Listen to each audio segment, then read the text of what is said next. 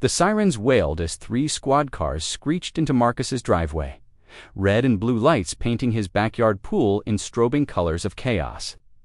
Karen Whitmore stood triumphant on her manicured lawn, arms crossed, watching as officers approached. The fence line, where a simple swimming pool had somehow become the center of a neighborhood war. But as the lead officer pulled out his measuring tape and Karen's smug smile began to falter, Marcus realized this wasn't just about property lines anymore, it was about secrets buried deeper than any foundation. And the explosive truth that was about to surface would shatter more than just one vindictive woman's. Carefully, Marcus Thompson had always believed that good fences made good neighbors. What he hadn't counted on was Karen Whitmore. The morning sun cast long shadows across the freshly installed deck surrounding his new above-ground pool as Marcus adjusted the chemical levels, savoring the quiet satisfaction of a project completed. After 18 months of saving every spare dollar from his job at the automotive plant, he'd finally been able to give his 8-year-old daughter, Lily, the pool she'd been begging for since they'd moved to Oakwood Drive. "Daddy, can we swim?" Now, Lily's voice carried across the backyard as she pressed her face against the sliding glass door, her breath fogging the surface.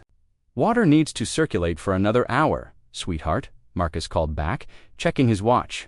"Then we'll have our grand opening ceremony." He couldn't keep the grin off his face. The pool wasn't much a simple 24-foot round structure with a basic filtration system, but it represented something more. It was proof that despite the divorce, despite the financial struggles, despite working double shifts to make ends meet, he could still give his daughter the childhood moments that mattered. The sharp rap of knuckles against his fence broke the peaceful morning silence. Marcus looked up to see Karen Whitmore peering over the white vinyl barrier that separated their properties. Her platinum blonde hair pulled back in a severe bun that seemed to stretch her face into a permanent expression of disapproval. She wore a crisp white blouse, despite the fact that it wasn't even 9 a.m. on a Saturday, and her arms were crossed in what Marcus had learned was her signature pose of authority. "Marcus," she said, his name clipped and precise, "we need to discuss your ... construction project." "Good morning to you too, Karen." Marcus set down his test strips and walked toward the fence. "Beautiful day, isn't it?" Karen's lips pressed into a thin line. "I've been reviewing the neighborhood covenants, and I have serious concerns about your pool installation." Marcus felt his jaw tighten. In the 6 months since Karen had moved in next door, she'd managed to find fault with his garbage can placement, the height of his grass, and the color of his mailbox. The woman seemed to have made a career out of finding problems where none existed. "The pool meets all city requirements," Marcus said, keeping his voice level. "I pulled all the proper permits. City requirements are one thing, HOA standards are another entirely." Karen produced a manila folder from somewhere behind the fence, thick with official-looking documents. According to Section 4.2.7 of our residential covenant, any permanent outdoor structure requires approval from the Homeowners Association Board. It's not permanent, it's an above-ground pool with a deck that appears to be bolted to concrete footings. Karen's eyes gleamed with the fervor of someone who'd found a technical violation that makes it a permanent structure, which puts you in direct violation of community standards. Marcus rubbed his forehead, feeling the beginning of a headache. "Karen, it's a pool for my daughter. We're not talking about a commercial water park here. Rules are rules, Marcus. I'm sure you understand the importance of maintaining property values in our neighborhood." Before Marcus could respond, Lily came bounding through the sliding door, her arms wrapped around a bright pink pool, float-shaped like a unicorn. "Hi, Mrs. Whitmore," Lily called out with the guileless friendliness of childhood.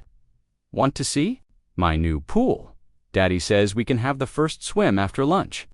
Karen's expression softened for exactly half a second before snapping back to its usual stern mask. "Hello, Lily. I'm afraid your father and I are discussing some technical matters. Is something wrong with the pool?" Lily's face fell, and Marcus felt his protective instincts flare. "Nothing's wrong, baby girl," Marcus said, shooting Karen a warning look. "Mrs. Whitmore was just welcoming our new addition to the neighborhood." Karen's smile was razor-sharp, of course. "Though I do hope all the proper paperwork is in order. It would be such a shame if there were ... complications." The threat was subtle but unmistakable. Marcus felt his hands clench into fists. "I think we're done here," he said quietly. For now. Karen tucked her folder back against her chest. But I'll be in touch. The HOA board meets Tuesday evening. I'm sure they'll want to discuss this ... situation. She turned on her heel and marched back toward her house, leaving Marcus staring after her with a growing sense of dread. Daddy Lily tugged on his shirt. Is the mean lady going to take away our pool? Marcus knelt down and pulled his daughter into a hug. Nobody's taking anything away, sweetheart. Don't you worry about that. But even as he said the words, Marcus felt the cold certainty that Karen Whitmore wasn't finished with him, not by a long shot. The afternoon passed peacefully enough. Marcus and Lily spent hours in the pool, her delighted squeals echoing across the backyard as she practiced her cannonballs and showed off her underwater tea parties. For a few blessed hours, Marcus managed to forget about his neighbor's threats and simply enjoy watching his daughter's joy. It was nearly sunset when his phone rang. Mr. Thompson, this is Officer Bradley with the Oakwood Police Department. We've received a complaint about a possible building code violation at your address. Would it be possible for an officer to come by this evening to take a look? Marcus's stomach dropped. A complaint? About what? Something about an structure in your backyard. Probably just a misunderstanding, but we're required to follow up on all reports, of course. Marcus glanced toward Karen's house, where he could see her silhouette in the front window. What time? How about 7 p.m.? Officer Martinez will be by to take a quick look and hopefully get this sorted out. As Marcus hung up, he noticed Karen's curtains flutter closed. Officer Martinez was a soft-spoken man in his 40s who arrived precisely at 7 with a clipboard and an apologetic demeanor. Sorry to bother you on a Saturday evening, Mr. Thompson. Mind if I take a look at this pool situation? Marcus led him to the backyard, where Lily was still splashing around in the gradually cooling water. Daddy, who's that? Lily called out.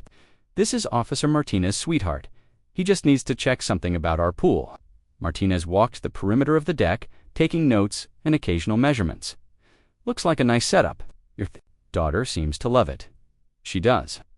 It took me a year and a half to save up for it. Martinez nodded sympathetically. I've got kids too. I know how that goes. He checked his notes again. Everything looks above board to me. You've got your permits posted, the safety equipment is in place, and it's well within the required setbacks from property lines. Marcus felt relief wash over him. So we're good. As far as city code goes, absolutely. Can't speak to any HOA requirements, but that's a civil matter, not a police issue. Martinez tucked his clipboard under his arm.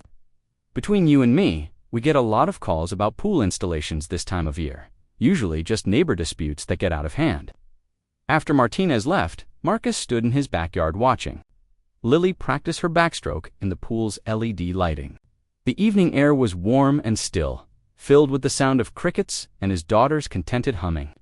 He was about to suggest they call it a night when he noticed Karen standing at her bedroom window, phone pressed to her ear. Even from across the yard, he could see the animated gestures, the sharp nods, the unmistakable body language of someone building a case. Marcus's phone buzzed with a text message. The city inspector may have given you a pass, but the HOA board won't be so lenient. Hope you kept your receipts. You're going to need a good lawyer. Karen Marcus stared at the message, feeling something dark and cold settle in his chest. This wasn't about building codes or neighborhood standards. This was personal, Daddy. Lily had climbed out of the pool and was standing beside him, dripping and shivering slightly in the evening breeze. You look mad. Marcus forced his expression to soften as he wrapped a towel around his daughter's shoulders. Not mad, baby girl. Just thinking about the mean lady. Don't worry about her. We'll figure it out. But as Marcus helped Lily gather her pool toys and prepare for bed, he couldn't shake the feeling that Karen Whitmore had only just begun her campaign against him, and something told him that when the real battle started, it was going to be about much more than just a backyard pool. Later that night, after Lily was asleep, Marcus sat at his kitchen table with his laptop open, researching HOA regulations and covenant enforcement procedures. The deeper he dug, the more his concern grew. Karen wasn't just making empty threats, had legal avenues to pursue, and from what he could tell, she was exactly the type of person who would use every single one of them. His phone rang at... Marcus barely slept that night. Every time he closed his eyes, he saw Karen's silhouette in her window, phone pressed to her ear like a weapon. By 6 a.m., he was standing in his kitchen with his third cup of coffee, staring out at the pool that had somehow become the center of a storm he didn't understand. The first news van arrived at 7:15 a.m. Marcus watched through his front window as the white vehicle with the Channel 7 logo pulled up to the curb, followed immediately by 2 more news trucks from competing stations. His stomach dropped as reporters and cameramen spilled onto the sidewalk, their equipment glinting in the morning sun. "Daddy, why are there TV people outside?" Lily pressed her face against the living room window, her breath fogging the glass. "I'm not sure, sweetheart." Marcus pulled her away from the window. "How about we have breakfast in the kitchen this morning?" But even in the kitchen, they could hear the commotion outside car doors slamming, voices calling out instructions, the mechanical whir of equipment being set up. Marcus's phone had been buzzing non-stop since 6:30 a.m., with calls from numbers he didn't recognize. At exactly 8 a.m., his doorbell rang. Through the peephole, Marcus could see Janet Kim from Channel 7, immaculately dressed despite the early hour, flanked by a cameraman and a woman with a clipboard. "Mr. Thompson." Her voice carried clearly through the door. "Janet Kim from Channel 7. Could we have just a few minutes of your time?" Marcus opened the door, but kept the chain latched. "I told you I needed to think about this. I understand, but the story is moving forward regardless. We'd prefer to have your side of things." Janet's smile was professional but persistent. "We've already spoken with several of your neighbors, and frankly, what we're hearing is very concerning." "What do you mean you've spoken with my neighbors?" "Well, we can't reveal our sources, but there are allegations of a pattern of harassment, possibly racially motivated." What Marcus felt, the blood drained from his face. "Racially motivated? Who said that?" "Again, I can't reveal sources. But we have multiple neighbors on record describing incidents of discriminatory enforcement by your HOA board. Your pool situation appears to be just the latest example." Marcus's mind reeled. He'd lived in this neighborhood for 3 years without a single incident of racial tension. Sure, he was one of only 2 black families on the street, but he'd never felt unwelcome or targeted until Karen moved in. "Look, I appreciate your interest, but this is just a neighbor dispute. Nothing more, is it?" Janet leaned closer to the door. "Because we've also received documentation suggesting that Mrs. Whitmore has filed complaints against you on 5 separate occasions in the past 6 months, while white neighbors with similar violations have been ignored." Marcus felt like he'd been punched in the gut. 5 complaints. He'd only been aware of 3: the garbage cans, the grass height, and the mailbox color. What else had Karen been reporting? I need to see this documentation." "Of course. Why don't we sit down for a proper interview? We can review everything together." Before Marcus could respond, he heard the distinctive slam of a car door and looked past the news crew to see Karen striding across her lawn toward them, her face flushed with indignation. "Excuse me," Karen called out, her voice carrying the authority of someone accustomed to being heard. "You're on private property. This is a private neighborhood." Janet Kim turned, and Marcus could practically see the reporter's nose. At the scent of a story getting more interesting, "Mrs. Whitmore, I presume." Janet Kim. Channel 7 News. "We'd love to get your perspective on the allegations of discriminatory enforcement." "There are no allegations," Karen snapped, her carefully controlled composure cracking. "There's simply a homeowner who refuses to follow community standards and is now trying to play the victim." "So you deny that you filed multiple complaints against Mr. Thompson while ignoring similar violations by other neighbors?" Marcus watched Karen's face cycle through several expressions: surprise, anger, calculation. She recovered quickly, but not quickly enough. "I have a responsibility to maintain property values in this neighborhood. If Mr. Thompson feels singled out, perhaps he should examine his own behavior." "Are you suggesting that his behavior is different from that of white neighbors?" The question hung in the air like a live wire. Marcus saw several neighbors emerging from their houses, drawn by the commotion: Mrs. Chen from 2 houses down, the Johnsons from across the street, even old Mr. Patel, who rarely ventured outside before noon. Karen's eyes darted between the camera, the growing crowd of neighbors, and Marcus still standing in his doorway. "I'm suggesting that some people think rules don't apply to them. And what rules would those be, specifically?" "The pool," Karen said, her voice rising. "It's an unpermitted structure that violates community covenants. It's been there for less than 24 hours, and he's already refusing to address the violation." Janet Kim nodded sympathetically before delivering what Marcus sensed was the killing blow. "We've reviewed the community covenants, Mrs. Whitmore. Above-ground pools with removable decking don't require HOA approval. In fact, according to city records, 3 other families in this neighborhood have installed similar pools in the past 2 years without any complaints being filed." The color drained from Karen's face. "I would need to review. We can provide you with the documentation. Unless, of course, you were already aware that Mr. Thompson's pool installation was perfectly legal." Marcus watched his neighbor's carefully constructed authority crumble in real time. Karen's mouth opened and closed soundlessly. Her manila folder clutched against her chest like armor that had suddenly proven useless. "I think we're done here," Karen finally managed, turning on her heel and stalking back toward her house. But Janet Kim wasn't finished. "Mrs. Whitmore, one more question. Are you aware that filing false complaints with city authorities is considered harassment under municipal code?" Karen froze, mid-stride, but didn't turn around. After a moment that felt like an eternity, she continued walking, disappearing into her house with a slam that echoed across the neighborhood. The assembled neighbors began murmuring among themselves, and Marcus caught fragments of conversation that made his heart sink. Never knew she'd been filing complaints. Always seemed so friendly to us.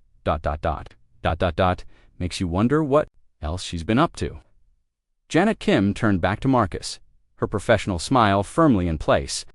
"Mr. Thompson, I think that interview would be very beneficial for both of us."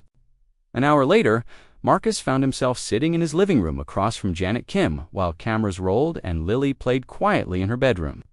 He'd called his ex-wife Angela to pick up their daughter, not wanting her exposed to more of the circus than necessary. "Tell me about your relationship with Mrs. Whitmore," Janet began. Marcus chose his words carefully. "When she first moved in 6 months ago, she seemed particular about neighborhood standards. I thought she was just someone who took pride in maintaining her property, but that changed. The complaints started almost immediately. First, it was that my garbage cans were visible from the street for more than 12 hours after pickup, which isn't actually a violation of anything, by the way. Then it was that my grass was half an inch too long. Then the color of my mailbox was too bright. And you weren't aware that other neighbors had similar issues." Marcus shook his head. "I work double shifts at the plant most weeks. I don't have much time for neighborhood gossip. I just tried to address whatever she complained about and move on. But the pool was different. The pool was for my daughter. I saved for 18 months to afford it. When Karen threatened to have it removed, Marcus felt his jaw tighten. I wasn't going to let that happen without a fight." "What do you think changed? Why did she escalate to involving the police?" Marcus considered the question. "Honestly, I think she expected me to back down like I had before. When I didn't, when I stood my ground, she had to raise the stakes." "Do you believe race is a factor in how she's treated you?" The question Marcus had been dreading. He stared at the camera for a long moment, thinking about 3 years of trying to fit in, of keeping his head down, of teaching Lily to be respectful and quiet and not draw attention. "I don't want to believe that," he said finally. "But when you're the only black family in a neighborhood, and you're getting complaints about things that nobody else gets complaints about, it's hard not to wonder. What do you want people to know about this situation?" "I want them to know that I'm not looking for a fight. I just want to give my daughter a safe place to swim in our own backyard. I work hard, I follow the rules, I try to be a good neighbor, but I won't be bullied out of my own home." After the news crew left, Marcus sat in his kitchen, staring at his phone. He had 17 missed calls, 12 voicemails, and 43 unread text messages. The story hadn't even aired yet, and somehow the entire situation was already spiraling beyond his control. His phone rang again. Angela's name appeared on the screen. "Marcus, what the hell is going on? I just got a call from some reporter asking about Lily's swimming lessons. They contacted you?" Marcus felt a surge of protective anger about Lily. Apparently someone gave them my number, said they wanted to talk about how this neighborhood dispute was affecting our daughter's well-being. Angel. The Channel 7 news segment aired at exactly 11:07 p.m., and by midnight, Marcus's phone was exploding with notifications. The story had gone viral on social media within minutes, shared thousands of times with hashtags like #Poolgate and #SuburbanKaren, trending across platforms. Marcus watched the segment 3 times, each viewing revealing new layers of the disaster his life had become. The footage of Karen's public humiliation was devastating, her face cycling through shock, rage, and panic as Janet Kim systematically destroyed her credibility. But it was the final segment that made Marcus's blood run cold. Channel 7 has obtained exclusive documentation showing a pattern of complaints filed by Karen Whitmore against her African-American neighbor. Janet Kim's voice narrated over images of official complaint forms. Our investigation reveals that Mrs. Whitmore has filed 17 separate complaints in 6 months.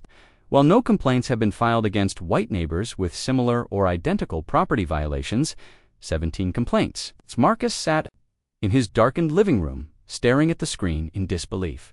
He'd only been aware of a handful. What else had Karen been doing behind his back? His phone buzzed with a call from his sister in Detroit. "Marcus, what in the hell is happening out there? I just saw you on the national news." National news. CNN picked up the story. So did MSNBC. Twitter is going crazy. There are people calling for Karen whatever her name is to be arrested. Marcus rubbed his temples, feeling the weight of unwanted notoriety settling on his shoulders. "This is insane, Keisha. All I wanted was to build my daughter a pool. Well, now you're the poster child for HOA harassment. Did you know they're organizing protests? Protests outside your neighborhood? Some civil rights group is planning a demonstration for tomorrow morning. Marcus, you need to get ahead of this before it gets completely out of control." But Marcus was beginning to suspect it was already too late for that. At 11:47 p.m., his doorbell rang. Through the peephole, Marcus could see a woman in her 60s with silver hair pulled back in a neat bun. She looked familiar, but he couldn't place her. "Mr. Thompson, my name is Dorothy Chen. I live 2 houses down from you. I think we need to talk." Marcus opened the door, keeping the chain latched. "Mrs. Chen, it's pretty late, I know, but I've been watching the news coverage, and there are things you need to know before tomorrow." Her eyes were sharp and serious. Things about Karen Whitmore that could change everything. Something in her tone made Marcus undo the chain and step aside. Dorothy Chen entered his living room with the careful precision of someone who'd made a difficult decision. "I should have spoken up months ago," she said, settling into his couch, "but I was scared. Karen, ... she's not who she says she is." Marcus sat across from her, his attention fully focused. "What do you mean?" Dorothy opened her purse and pulled out a manila envelope. "My husband used to be a private investigator before he retired. Old habits die hard, so when Karen moved in and started causing problems, he did some checking." She handed Marcus the envelope. Inside were printouts of news articles, court documents, and what appeared to be police reports. "Her real name is Karen Whitmore Sterling," Dorothy continued. "She was involved in a similar situation in Phoenix 3 years ago. Filed harassment complaints against a Latino family over their landscaping choices. It escalated into a federal discrimination lawsuit." Marcus scanned the documents, his eyes widening. She lost everything. The family was awarded $400,000 in damages. Karen had to sell her house to pay the judgment. That's when she moved here and dropped the Sterling from her name. "But that's not all," Dorothy continued, her voice dropping to almost a whisper. "There were 3 other neighborhoods before Phoenix. Always the same pattern: she moves in, targets minority families, files complaints until the situation explodes, then moves on when the heat gets too intense." Marcus stared at the papers in his hands, pieces of a puzzle finally clicking into place. "She's done this before. This is what she does. She's what my husband calls a professional agitator, someone who creates conflict for attention, drama, or in her case, what appears to be some kind of psychological need to feel powerful." "Why didn't you tell me this before?" Dorothy's face flushed with shame. "Because I was afraid she'd target us next. My husband and I were not young anymore. We couldn't handle the kind of harassment she was putting you through." Marcus felt a surge of anger, but not at Dorothy Chen. She was just another neighbor, trying to protect her family from a predator who'd made victimizing others her specialty. "There's more," Dorothy said, The attorney she was meeting with today, his name is Richard Vance. He specializes in defending people accused of civil rights violations. Very expensive. Very good at making problems go away. How do you know all this? Because my husband has been documenting everything since she moved in. Every complaint she's filed, every interaction she's had with neighbors, every time she's called the police or city officials. We've been building a case file. Dorothy reached into her purse again and pulled out a thick folder. We were going to turn this over to the authorities if things got worse. But after tonight's news coverage, I think it's time. Marcus opened the folder and felt his breath catch. Photographs, audio recordings, copies of complaint forms, even what appeared to be screenshots of social media posts. It was a comprehensive documentation of Karen's campaign against him and evidence of similar patterns with other neighbors he'd never known about. She tried to get the Patels evicted last month, Dorothy explained, filed a complaint claiming their cooking smells were a health hazard. When that didn't work, she reported them to immigration services. Immigration? But Mr. Patel is a retired professor. He's been a citizen for 30 years. Karen didn't know that. She just saw an elderly Indian man and made assumptions. Dorothy's voice hardened. The harassment only stopped when the Patel's lawyer contacted her directly. Marcus felt his worldview shifting. This wasn't about him or his pool, or even racial bias in the traditional sense. This was about a woman who'd made a career out of tormenting families for reasons he couldn't begin to understand. Why are you giving me this now? Because tomorrow morning, there are going to be protesters outside our neighborhood. TV cameras everywhere. This is going to get much bigger before it gets smaller. Dorothy stood, smoothing down her skirt.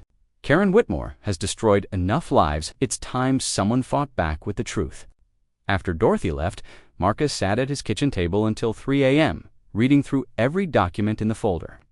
By dawn, he understood exactly what he was dealing with, and more importantly, he knew what he had to do. At 11:45 a.m., Marcus stood at the entrance to Riverside Park, Dorothy's evidence folder tucked under his arm. The park was nearly empty, except for a few joggers and an elderly man feeding ducks at the pond. At exactly noon, a woman approached him from the parking lot. She was tall, with auburn hair, and the kind of professional bearing that suggested law enforcement or legal training. Mr. Thompson, I'm Detective Sarah Martinez with the Phoenix Police Department. I believe we have a mutual problem. Marcus shook her hand, noting the firm grip and direct eye contact. You're the one who sent the text. I've been tracking Karen Whitmore for 3 years. When I saw the news coverage last night, I knew I had to contact you. She gestured toward a bench overlooking the pond. What I'm about to tell you isn't official police business. I'm here on my own time, using vacation days. They sat down, and Detective Martinez opened her own folder, one that dwarfed even Dorothy Chen's comprehensive documentation. Karen Whitmore has been running the same scam in different cities for over a decade. Martinez began. She targets minority families in upper-middle-class neighborhoods, escalates conflicts until they become newsworthy, then either disappears when the heat gets too intense or tries to profit from the chaos. Profit how? Book deals, speaking engagements, crowdfunding campaigns where she presents herself as the victim of reverse discrimination. In Phoenix, she tried to start a neighborhood safety foundation and solicited donations online, raised over $50,000 before we shut it down. Marcus felt his stomach turn. She's been planning this from the beginning. I believe so. The pool complaint was just her opening move. If you'd backed down, she would have found something else. If you'd fought back privately, she would have escalated until it became public. Either way, she wins. But she lost in Phoenix, only because we caught her trying to plant evidence. She filed a police report claiming her Latino neighbors had vandalized her car, but security footage from a nearby business showed her doing the damage herself. Detective Martinez pulled out a photograph showing Karen in a parking lot, key in hand, scratching the side of a silver sedan. She's careful, Martinez continued. She never does anything that leaves a clear paper trail back to her.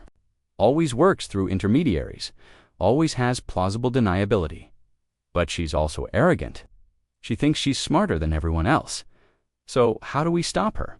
We give her exactly what she wants, public platform, and then we destroy her. On it, Martinez's smile was sharp as a blade. I've been in contact with Janet Kim from Channel 7. there's going to be a follow-up segment tomorrow night, a live interview with Karen, where she gets to tell her The Channel 7 studio was electric with tension. At 5:45 p.m., Marcus sat in the green room, watching Karen Whitmore through the monitor as she underwent final makeup touch-ups. She looked immaculate, her blonde hair perfectly styled, her navy blue suit projecting authority and victimhood in equal measure. In her lap sat a thick manila folder that she clutched like a shield. "She looks confident," Detective Martinez observed from beside him.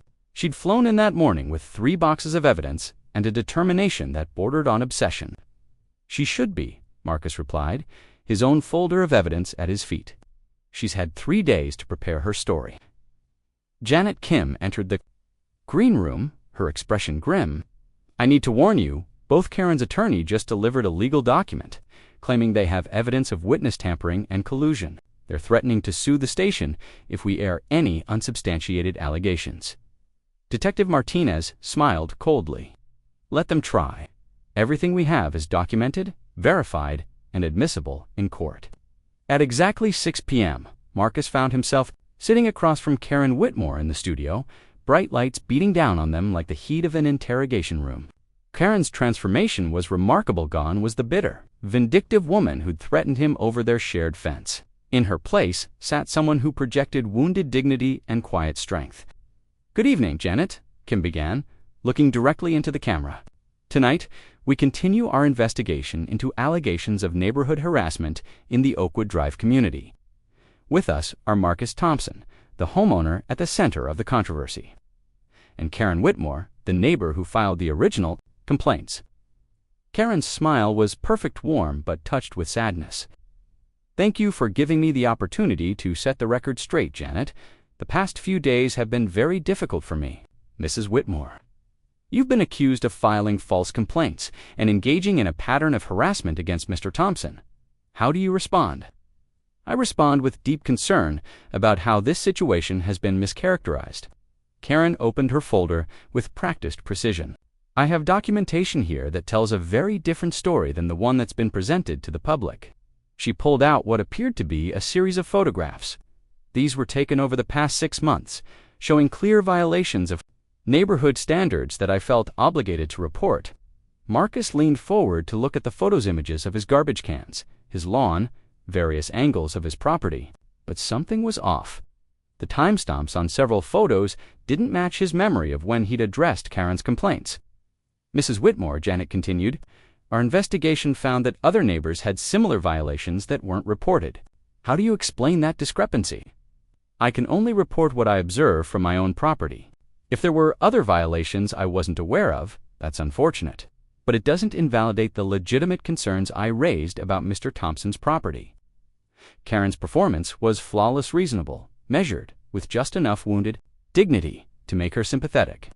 Marcus felt his stomach drop as he realized how effectively she was controlling the narrative. "But, Mrs. Whitmore," Janet pressed, "we have city records showing that 17 separate complaints were filed in your name? That seems excessive for minor property maintenance issues." 17. Karen's eyebrows rose in genuine-looking surprise. "I'm afraid there's been some kind of error. I filed perhaps 5 or 6 legitimate complaints over several months. If there are additional complaints in my name, someone has made a serious mistake." Marcus watched in horror as Karen began systematically dismantling the case against her. Every allegation was met with reasonable doubt. Every piece of evidence was questioned or reframed. She was good, better than good. She was masterful. "Mr. Thompson?" Janet turned to him. "How do you respond to Mrs. Whitmore's claims?" Before Marcus could answer, Karen leaned forward with an expression of genuine concern. "Janet, I need to share something with your viewers that I've been reluctant to discuss publicly." She pulled out another set of documents from her folder. 3 days ago, I was approached by individuals claiming to represent Mr. Thompson. They offered me money to drop my HOA complaints and publicly apologize." Marcus felt the blood drain from his face. "That's completely false.